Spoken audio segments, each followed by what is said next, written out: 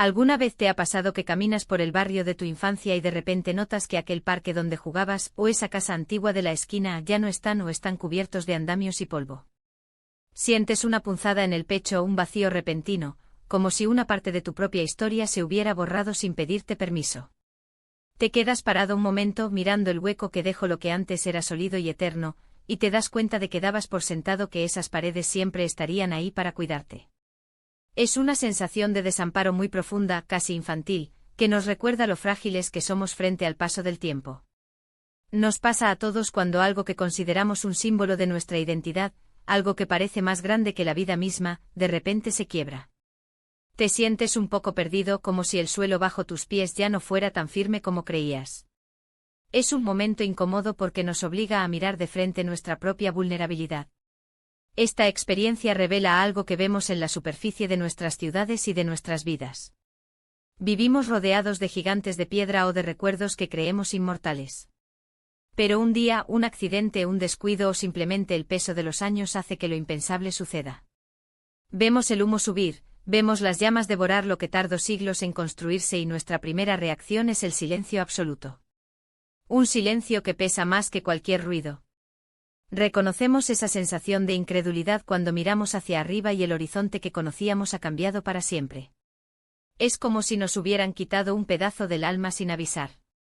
En ese instante no importa la política, no importan las diferencias ni los problemas del día a día. Solo importa recuperar lo perdido. Detrás de esa desesperación por reconstruir hay una creencia emocional muy poderosa que nos define como humanos. Creemos que lo que construimos con nuestras manos puede vencer a la muerte. Proyectamos en los edificios, en las iglesias, en los monumentos, nuestra necesidad de trascender. Cuando vemos caer una aguja de piedra hacia el fuego, no estamos viendo solo madera y plomo quemarse, estamos viendo nuestra propia memoria en peligro. Reaccionamos con una generosidad desbordante porque en el fondo sentimos que si salvamos esa herencia, nos estamos salvando un poco a nosotros mismos. Es el deseo de no ser olvidados, de que el futuro sepa que estuvimos aquí y que fuimos capaces de crear belleza. El patrón se repite una y otra vez a lo largo de los siglos. Lo ves cuando algo que antes era el centro del mundo cae en el olvido, se ensucia, se vandaliza o se considera viejo y estorboso. Hubo un tiempo en que lo que hoy consideramos una joya universal estuvo a punto de ser demolido, porque ya no estaba de moda o porque costaba demasiado mantenerlo. Es el ciclo del descuido humano que solo se rompe cuando alguien, a través del arte, de una novela o de una historia, nos devuelve la capacidad de amar ese objeto. El amor es lo que salva a la arquitectura del olvido. Solo cuando sentimos que algo es parte de nuestro corazón, decidimos que vale la pena el esfuerzo sobrehumano de restaurarlo. Ocurre en la historia de las naciones y ocurre en nuestra propia casa cuando decidimos arreglar esa mesa vieja que era de la abuela porque tiene un valor que el dinero no puede comprar. Pero aquí surge una realización mucho más tierna y compartida.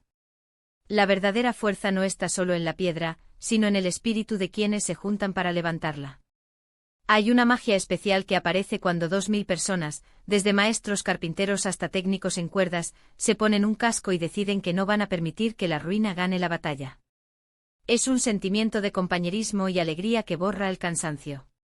Imagina entrar en un lugar que amabas y encontrarlo cubierto de ceniza, con el agua escurriendo por las bóvedas y el olor amargo del incendio todavía en el aire.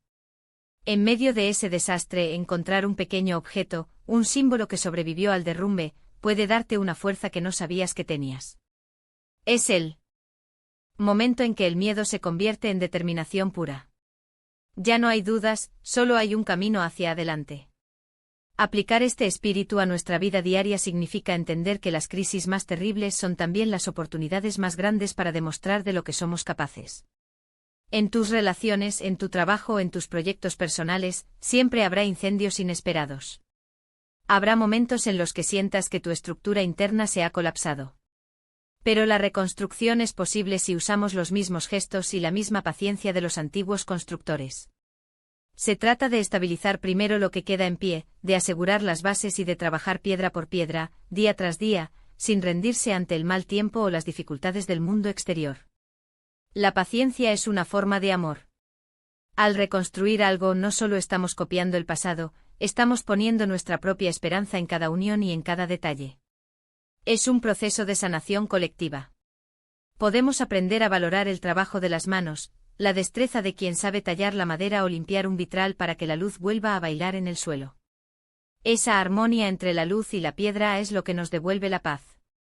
A veces, cuando volvemos a visitar esos lugares que ahora lucen brillantes y nuevos, podemos sentir el eco de todo el esfuerzo que hubo detrás. Ya no vemos solo un edificio, vemos una victoria de la voluntad sobre el caos. Es un alivio saber que, aunque seamos pequeños, nuestra capacidad de unirnos para proteger lo bello es infinita. Podemos caminar por las calles de nuestra vida con una conciencia más blanda, sabiendo que incluso de las ruinas más oscuras puede brotar un resplandor dorado. El futuro se construye con los mismos materiales que el pasado, pero con una sabiduría nueva que nace del dolor superado. No se trata de volver a como eran las cosas exactamente, sino de permitir que renazcan con una fuerza que antes no tenían. Al final, lo que le damos al mundo cuando restauramos lo que se rompió es un ejemplo de dignidad. Es decir, que nos importa, que recordamos y que estamos dispuestos a luchar por lo que es valioso. Ese espíritu de fraternidad es lo que realmente sostiene los techos y las bóvedas de nuestra sociedad.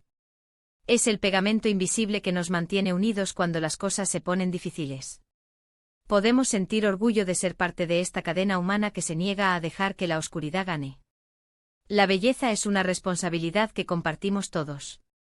Al cuidar nuestro entorno, estamos cuidando el espacio donde nuestras historias se encuentran. No hay tarea pequeña cuando se trata de salvar el alma de un lugar o de una persona. Cada gesto cuenta, cada donación de tiempo o de afecto ayuda a levantar la espire de nuevo hacia el cielo. Después de haber visto cómo lo más sólido puede desmoronarse en una sola tarde de fuego y de haber sentido ese vacío inmenso que deja la pérdida de lo que amamos, si hoy pudieras elegir una sola parte de tu propia historia que se siente en ruinas y decidir que vas a empezar a reconstruirla con la misma paciencia y el mismo amor con el que se levanta una catedral, ¿qué sería lo primero que intentarías salvar para que el mundo vuelva a brillar con esa luz que creías perdida para siempre?